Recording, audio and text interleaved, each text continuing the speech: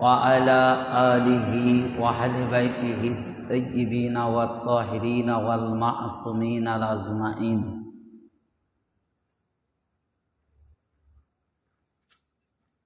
خصوصا على سيدنا غوث الأعظم على جده نبينا عليه الصلاة والسلام وقد قال الله تعالى في كلامه المجيد وفرقان الحميد بسم الله الرحمن الرحيم ومما رزقناهم ينفقون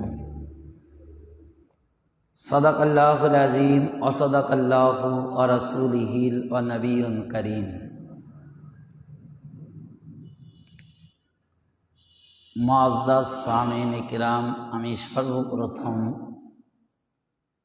আমার আকা মাওলা হুজুর পাক কাবা কিবলার কদম যুগলে ভক্তিপূর্ণ কদম বসে সিজদা ও তানার পবিত্র আলাউলাদ আহলে বাইত পাক কিবলা ও কাবাগণের কদম যুগলে ভক্তিপূর্ণ সিজদা ও সালাম আরজ করত।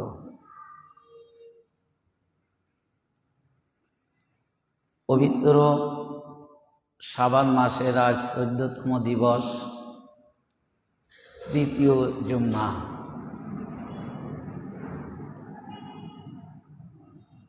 এই তৃতীয় জুম্মা উপলক্ষে সাটিয়াখোলা আঞ্জুমানে কাদিরিয়ার সকল সদস্যবৃন্দ এবং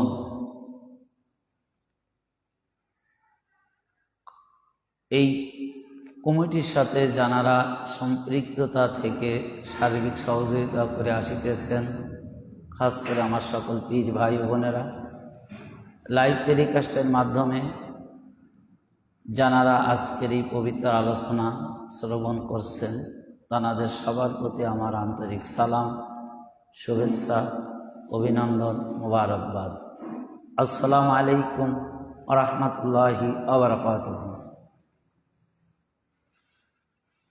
আজকের এই পবিত্র জুম্মা তথা এমন একটি দিবসে, তৃতীয় জুম্মা হচ্ছে, সেটা হলো আজকের দিনগত রজনীতেই পবিত্র শবে বরাত। তো জুম্মার দিন গত রজনীতে যে আমরা আজকে এই পবিত্র শবে বরাত আমরা পেলাম, এটা আমাদের জন্য খুবই একটি বরকতপূর্ণ এবং খুবই খুশ নসিব বা সুসম্পন্ন মর্যাদা আমাদের জন্য আমাদের আকা মাওলা তিনি প্রদান করলেন।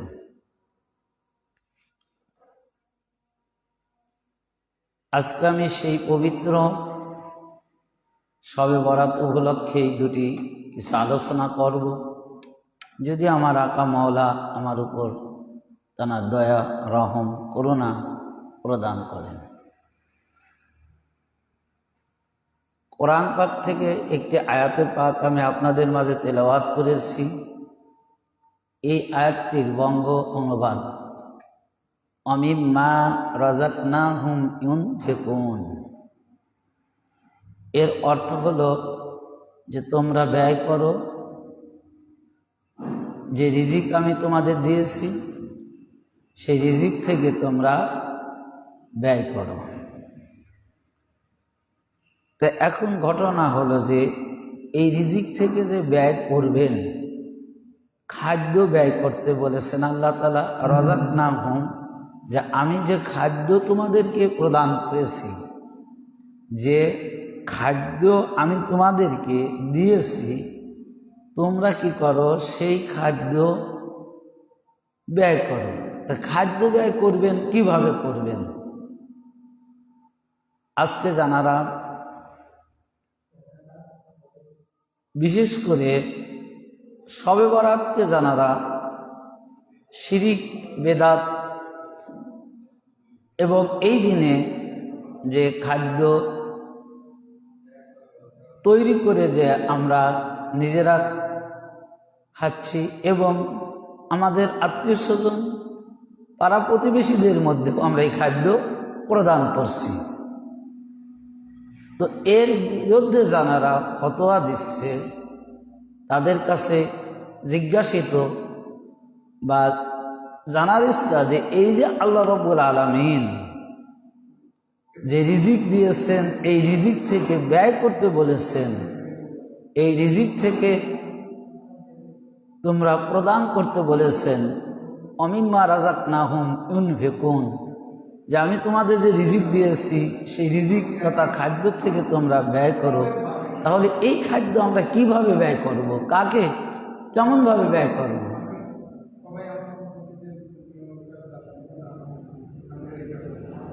এর উত্তরে একটি প্রশ্নে আসবে, খাবার যেহেতু খাবারের ব্যয়ের কথা যদি এসেছে, সুতরাং খাদ্য যখনই আমরা ব্যয় করব, খাদ্য থেকে যখনই কোনো কিছু ব্যয় করব, মানে এই খাদ্য ব্যয় করা অর্থই হলো অপরকে খাবার খাওয়ানো।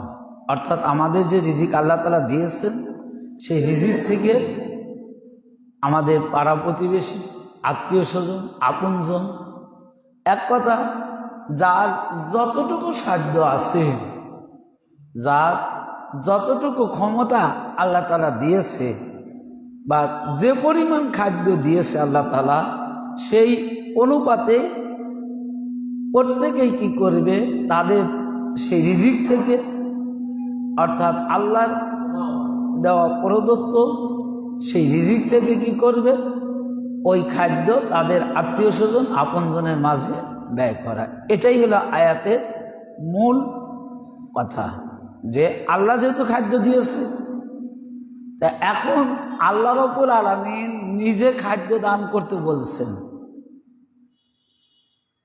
মহান আল্লাহ রাব্বুল আলামিন নিজে কোরআন পাক দ্বারা যে তোমরা কি করো, আমি তোমাদের যে রিজিক প্রদান করেছি সেই রিজিক থেকে তোমরা ব্যয় করো। এটা আল্লাহর হুকুম। সূরা বাকারার প্রথম নেই আল্লাহ রাব্বুল আলামিন এটা বলেছেন। তো এখন যদি আল্লাহর হুকুম পালন করা, আজকে আমরা শবে বরাত পালন করছি, এখানে আমাদের কাজ কর্মটা কি এটা দেখতে হবে। এই যে শবে বরাত শুধু শিরিক বেদাত বলা হচ্ছে, তো কর্ম না দেখে, কর্ম না জেনে অযথা যদি আমরা শিরিক বেদাত ফতোয়া দিই তাহলে কেমন হবে? আগে কর্মটা তো দেখতে হবে, বুঝতে হবে যে এই যে যারা শবে বরাত আমরা করছি তারা কি করছে, এটা তো দেখার দরকার আছে। তো এটা যদি না দেখে তো আর অন্ধকারও তো আর ফতোয়া দেওয়া যায় না। এটা দেখতে হবে যে এই শবে বরাতে আমরা কি করছি, আগে আমাদেরকে দেখো যে আমরা কি করছি। কিন্তু আফসোস হলে এটাই যে না দেখে ফতোয়া দিচ্ছে। তা আমরা কি করছি এটা আমরা ভালো জানি, যে আজকের এই দিনে আমরা খাবার তৈরি করছি, আমাদের প্রতিবেশী, আমাদের আপনজন জানারা, আমাদের নিকটতম আত্মীয় স্বজন জানারা, তাদেরকেই তো আমরা আজকে দাওয়াত দিয়ে অথবা তাদের বাড়িতে পাঠিয়ে আমরা এই খাবারগুলো তাদের মাঝে বিতরণ করছি। তো এই শবে বরাত যে রজনীটা, এই রজনীর মর্যাদা সম্পর্কে হুজুর পাক অসংখ্য হাদিস শরীফ বর্ণনা করেছেন। এই রজনীতে হুজুর পাক নিজে ইবাদত করে সাহাবীদেরকে উৎসাহ প্রদান করেছেন যে তোমরা এই রজনী আসলে বেশি বেশি ইবাদত বন্দেগী করবে, বেশি বেশি তাসবিহ তাহলিল করবে, বেশি বেশি নফল নামাজ পড়বে এবং তোমাদের স্বার্থ অনুচিতভাবে তোমাদের যে রিজিক আল্লাহ তাআলা তোমাদেরকে দিয়েছে, তোমরা ওই রিজিক কি করবে, মানুষের মাঝে বিতরণ করবে। দুঃখী মানুষ অনাহারীদের কি করবে, তোমরা খাবার দিয়ে তাদের সহযোগিতা করবে, তাদের পাশে দাঁড়াবে।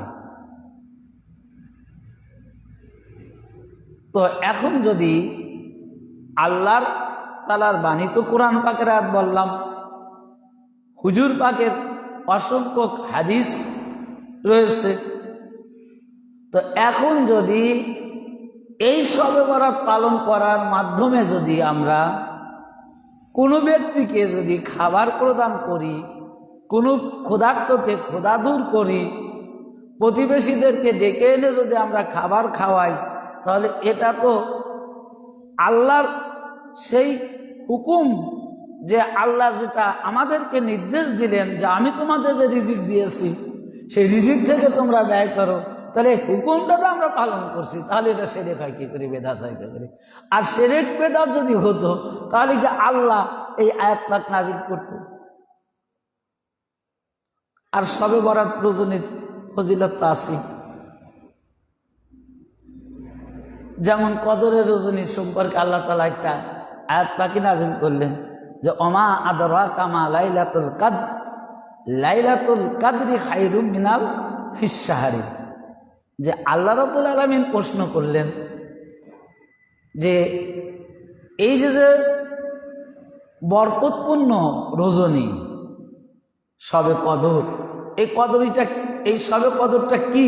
ওমা আদরাকা মা লাইলাতুল কদর, যে এই বরকতপূর্ণ রজনীটা কি, শবে কদরটা কি, এই রাত সম্পর্কে তোমাদের ধারণাটা কি, এই রাতের ফজিলাত সম্পর্কে তোমাদেরা কি জানো? আল্লাহ প্রশ্ন করছেন। তো বান্দা তো আর জানে না আল্লাহ কি করে রাখবে, আল্লাহর মধ্যে কি জানেন ওই রাত সম্পর্কে, এটা তার বান্দা জানে না। তারপরে আল্লাহ প্রশ্ন করে তারপরে আল্লাহ নিজেই উত্তর দিচ্ছেন যে লাইলাতুল কদরি খায়রুম মিন আলফিস শাহরি, তোমরা এই রাত সম্পর্কে জানবেন, এটা আমি জানি। তো আমি প্রশ্ন করলাম এই কারণে যাতে তোমরা এর গুরুত্বটা বেশি দাও, এর মর্যাদাটা যাতে তোমাদের কাছে আরো বেশি হয়, যাতে তোমরা মর্যাদার সাথে রাতকে আমল করতে পারো, এই রাতকে পালন করতে পারো। অর্থাৎ এই কারণে আমি আগে প্রশ্ন করে নিলাম।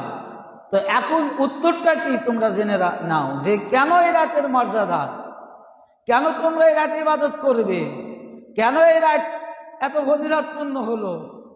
এই রাতের মর্যাদাটা 1000 মাসের চাইতেও, 1000 মাসে যতগুলো রাত প্রায় এক আসবে, সেই সকল রাতের চেয়ে অর্থাৎ এই শবে কদরের একটা রাত অতি উত্তম। যে লাইলাতুল, যে এটা এমন একটি রাত যে 1000 মাসের চাইতেও অতি উত্তম।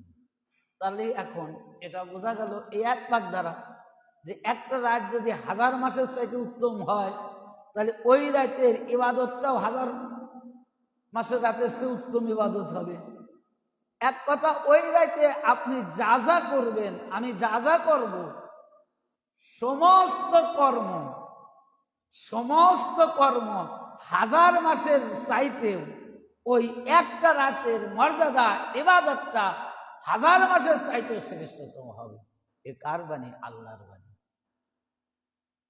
তো ওই রাতে যদি আমি ওই রাতে যদি একজন ক্ষুধার্তকে আমি খাবার দেই, তাহলে 1000 রাতে যত ক্ষুধার্তকে খাবার দেওয়া হতো বা দিতাম, তাহলে তার উত্তম।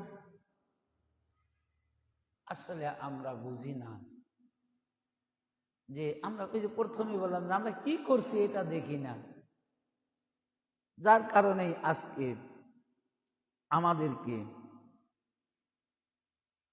এরা কি করছে, আমাদের এই শবে বরাত বা বিভিন্ন বিষয় নিয়ে আজ আমাদের মাঝে বিভিন্ন ফিতনা তৈরি করছে। আল্লাহ তাআলা তো ফিতনা পছন্দ করে না ভাই, আল্লাহ তাআলা ফিতনা পছন্দ করে না। ফিতনাকারী হচ্ছে সবচেয়ে নিকৃষ্ট জাতি। আজকে একটা শান্তির মধ্যে বসবাস করছেন আমি আপনি, সুন্দরভাবে ইবাদত বন্দেগী করবো আজকে রজনীতে। আমাদের আল্লাহ তাআলা যতটুকু নিয়ামত রিজিক হিসাবে যে নিয়ামতটুকু দিয়েছেন, সেই রিজিক নামক নিয়ামত থেকে আমরা আমাদের প্রতিবেশীদেরকে আমরা প্রদান করব। এই যে একটা শান্তি, সুশৃঙ্খল ভ্রাতৃত্ব বন্ধনের রাজ, ইবাদতের রাজ, অথচ এরা কি করছে?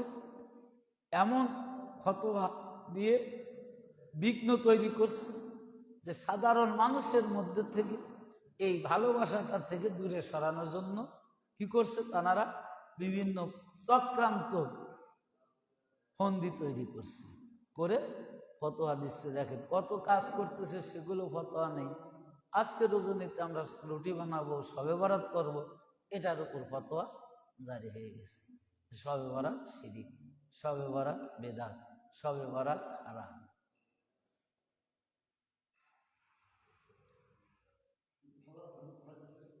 তো সম্মানিত হাজিরিন, তা আমি যে আলোচনাগুলো করছি যে শবে বরাত নিয়ে, তাহলে আজকে যে আমরা রুটি, এখন রুটি কেন দিই? এটা ব্যাপারে খাবার তো অনেক আছে, খালি রুটি যে খাবার তা তো না। তো আজকে আমরা রুটি কেন দিই? রুটিটা এই জন্য দেই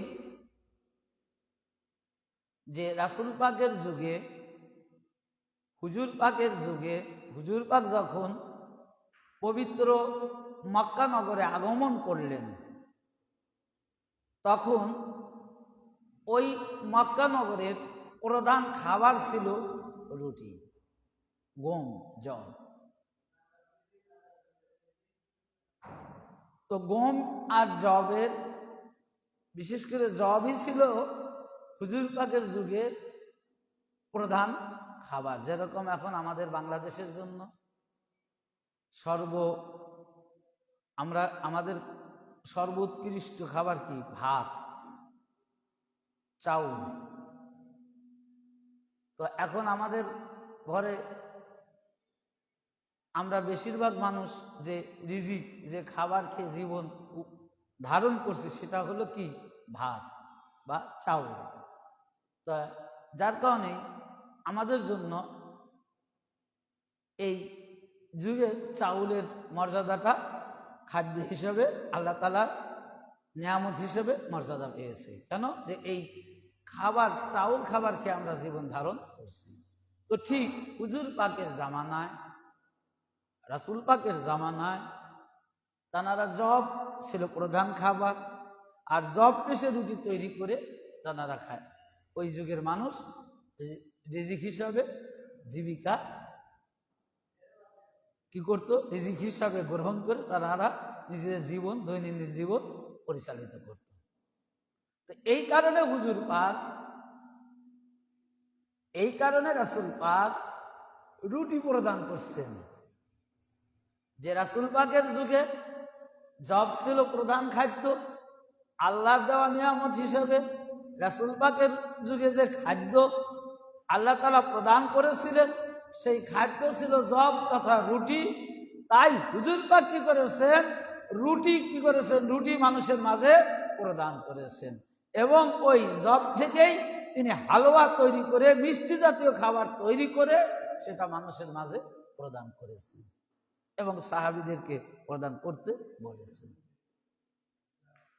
তো সেই কারণেই সেই সুন্নত, অর্থাৎ হুজুর পাকের সেই সুন্নত আজ আমরা ধরে রেখেছি। এবং আল্লাহ রাব্বুল আলামিনের শুধু হুজুর পাকের সুন্নতি না, হুজুর পাকের কর্মই যে তা নয়, যে আল্লাহর হুকুমও এখানে রয়েছে। অমিম্মা রাযাকনাহুম ইউনফিকুন, আমি তোমাদের যে খাবার দিয়েছি, আমি তোমাদের যে রিজিক দিয়েছি, ওই রিজিক থেকে তোমরা কি করো? আমার রাস্তায় ব্যয় করো। আর আল্লাহ রায়, তাই রিজিক তার এমনি এমনি ব্যয় না। রিজিকের ব্যয় কি? খাবার, মানে খাদ্য খাওয়ানোই হচ্ছে, অতিথি আপ্যায়ন করাই হচ্ছে রিজিক থেকে ব্যয় করা। একজন দুঃখী মানুষকে খাবার দেওয়া রিজিক থেকেই দেওয়া। সম্মানিত উপস্থিতি, এটা হলো শবে বরাত সম্পর্কে আরো অসংখ্য দলিল রয়েছে, অসংখ্য হাদিস রয়েছে। যে হযরত আয়েশা সিদ্দিকা রাদিয়াল্লাহু তাআলা আনহা তিনি বলেছেন যে এই শবে বরাত অর্থাৎ নিসফুন শাবান, শাবান মাসের অর্ধেক রজনীতে যে হুজুর পাক এমন ভাবে রাত কাটিয়েছেন। আচ্ছা ভাই, আপনারা বলেন হুজুর পাক তো নিষ্পাপ, তাই না? হুজুর পাকের কি কোনো গুনাহ আছে যে হুজুর পাক ইবাদত করবে, বন্দেগী করবে, তওবা করবে?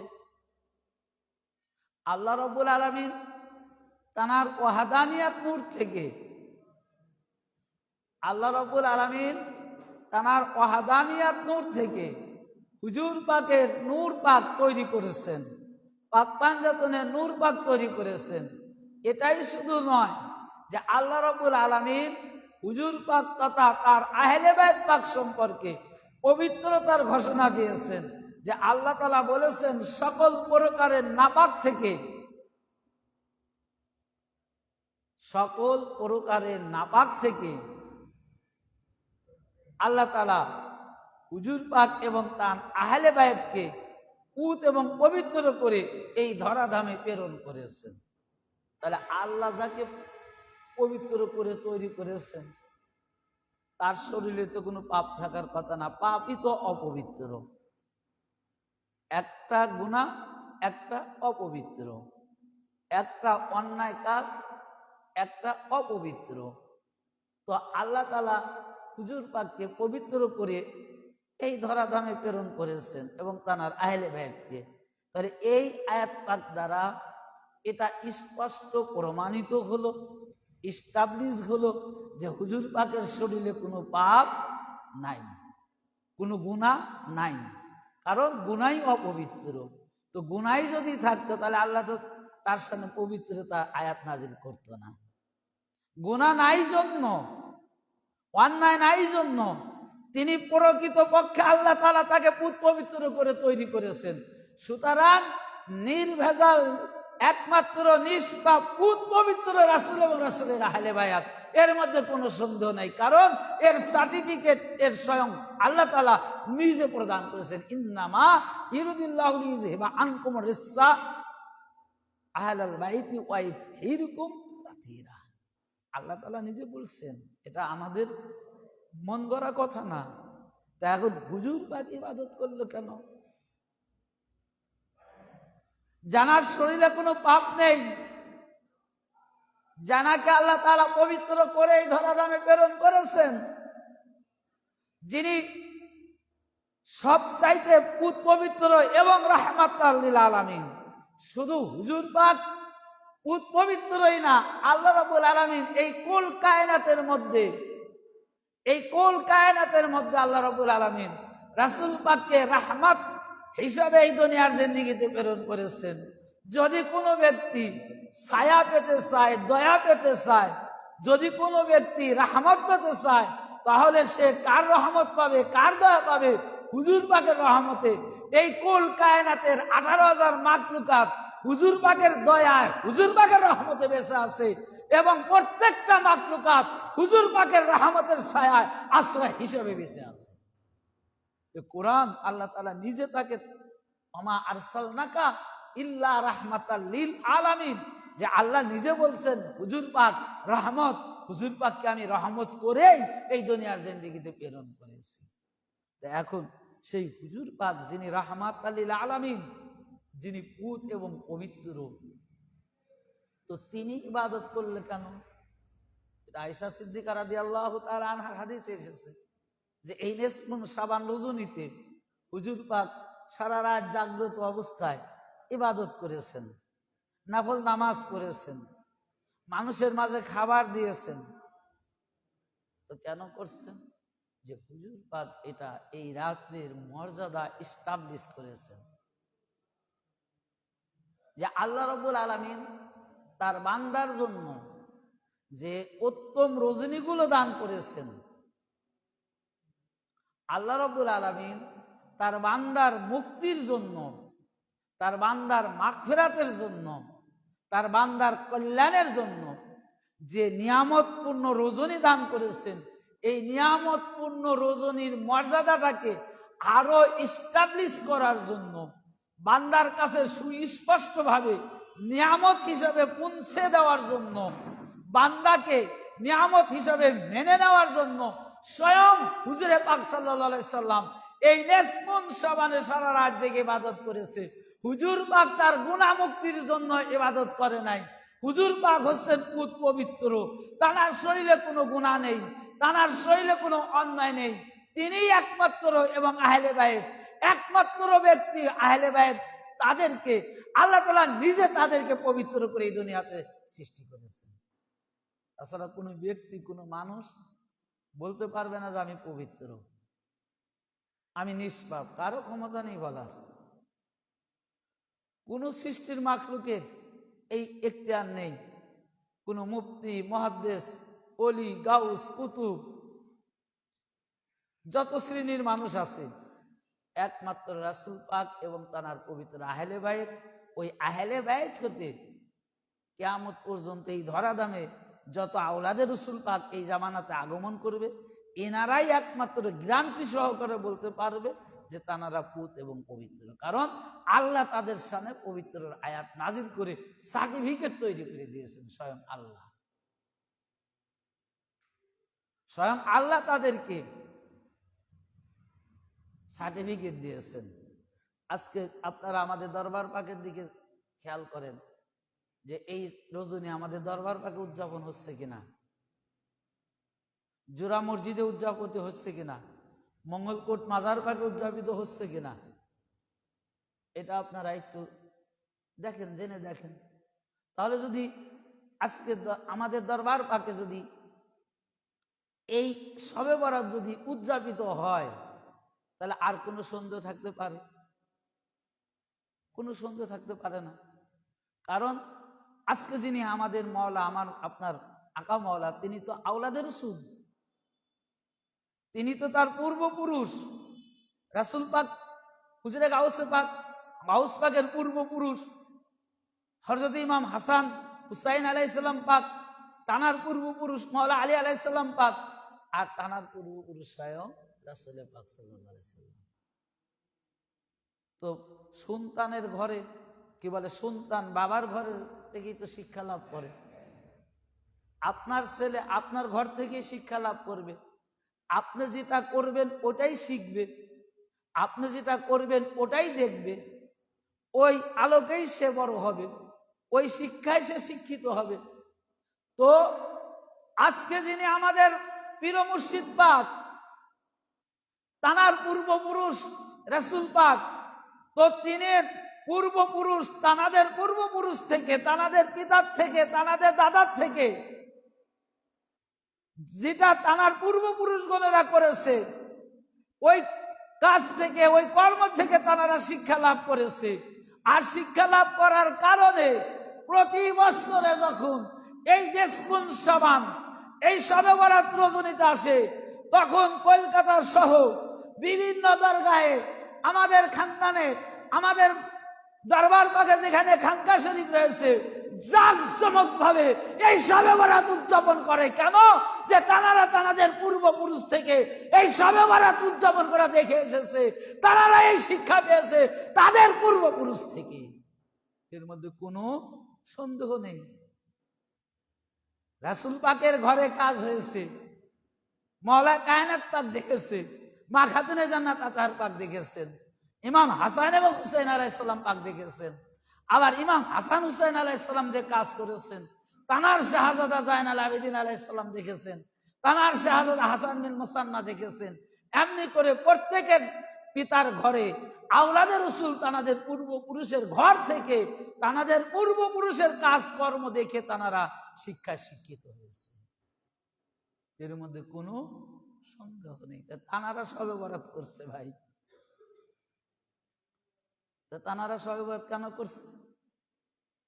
আমি তো প্রথমেই বলেছি, এনারা পুত এবং পবিত্র, এনারা কোনো খারাপ কাজ করতে পারে না। আল্লাহ নিজে তাদেরকে পবিত্র করে তৈরি করেছে।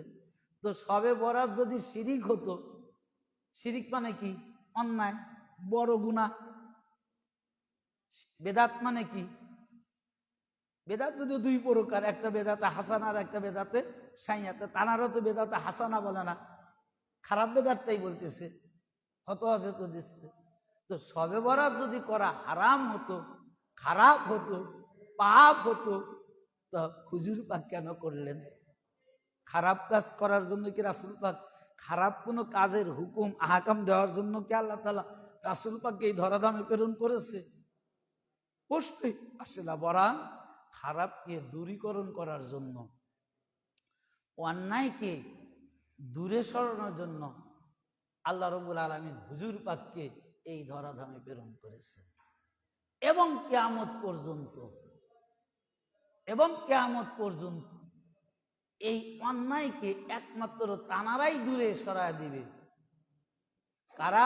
যারা হুজুর পাকের আওলাদ থেকে, হুজুর পাকের বংশ থেকে যারা এই ধরাধামে আগমন করবে তারা। তো শবে বরাত যদি ভালো না হতো তাহলে হুজুর পাকরা করতেন না। কারণ খারাপ তো বললামই যে খারাপ দূরকরণ করার জন্য, দূরীভূত করার জন্য এনারা আগমন করেছেন, নিয়ামতকে প্রতিষ্ঠিত করার জন্য এসেছেন। তো শবে বরাত তারা প্রতিষ্ঠিত করেছে। তো রাসূল পাক হতে শুরু করে বর্তমান আমার হুজুর পাক পর্যন্ত প্রত্যেকের জামানায় তারা, যে জামানায় যিনি প্রকাশ পেয়েছেন, প্রত্যেকেই শবে বরাত ইস্টাবলিশ করেছে, প্রত্যেকেই শবে বরাত পালন করেছে।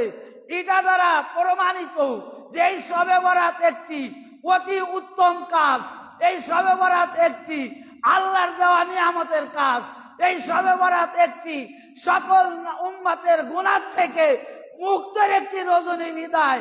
এত উত্তম কাজ জন্যই হুজুর পাক থেকে শুরু করে বর্তমান আমার হুজুর পাক পর্যন্ত প্রত্যেকেই এরা কি করেছে?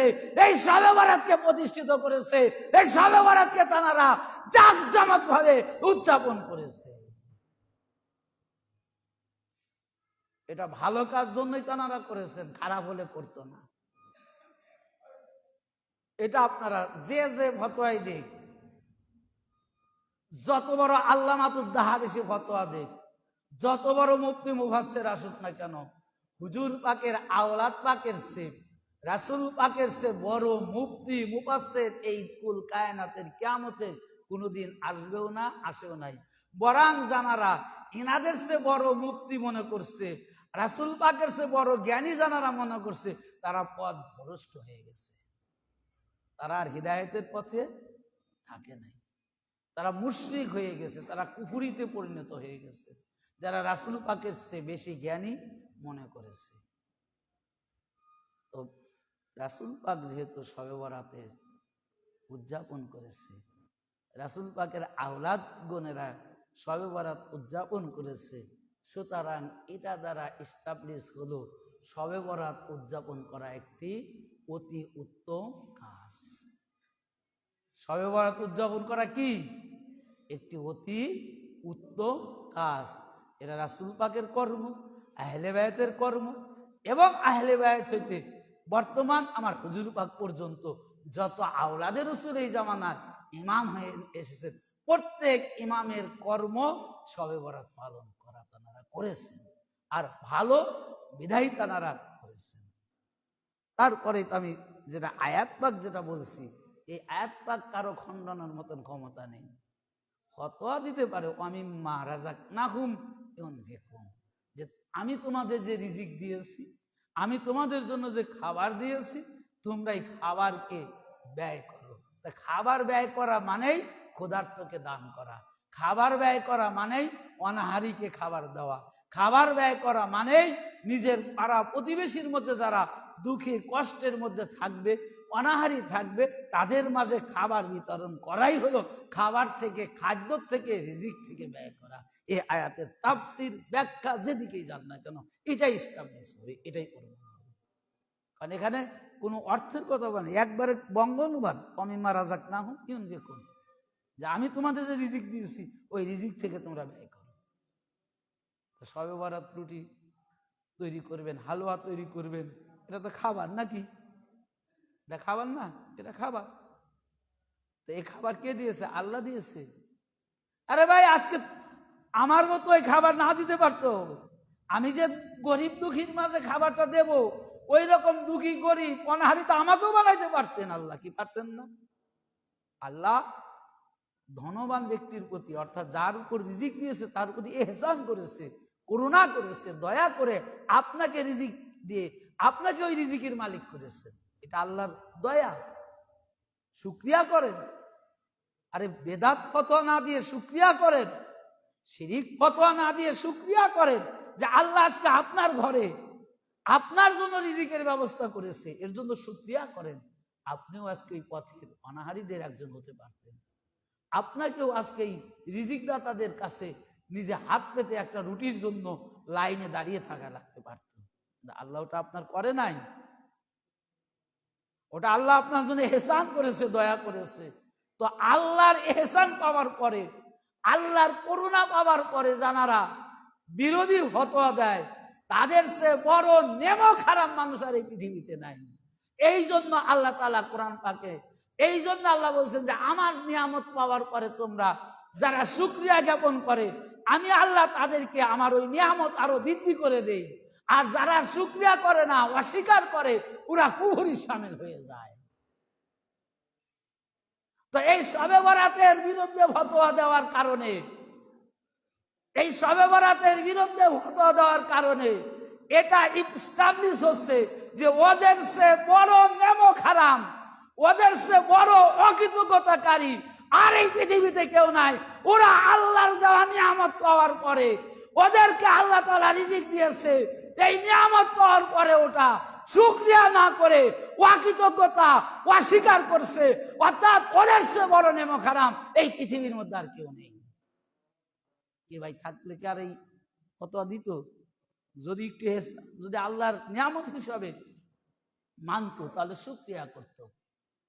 কি করত? শুকরিয়া করত।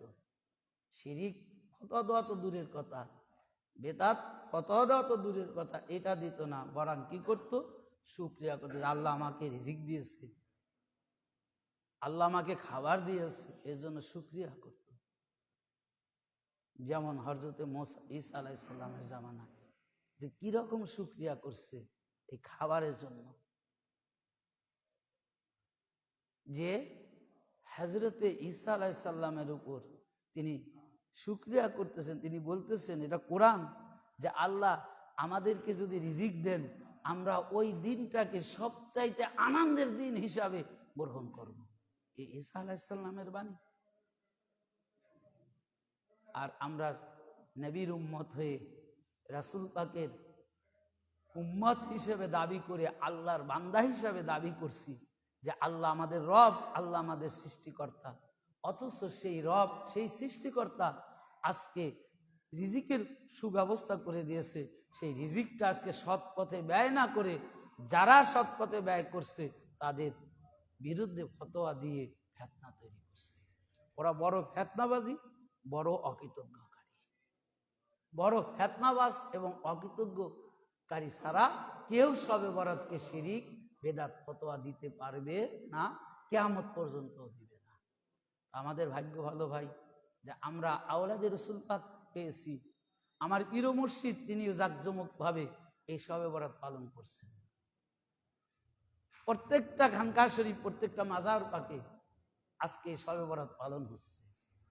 বিশেষ করে সারা রাত আজকে প্রায় যে মাজার পাকগুলো সাধারণত আসরের থেকে 1 ঘন্টা বা খোলা রাখে, আর আজকে রহমতের রজনীর জন্য খোলা থাকবে মাজারগুলো, যাতে বান্দা তার মনের আশা আকাঙ্ক্ষা যাতে পরিপূর্ণভাবে মাজার পাকে যাতে ইবাদতের বন্দিকে মাজার পাকে কাটাইতে পারে।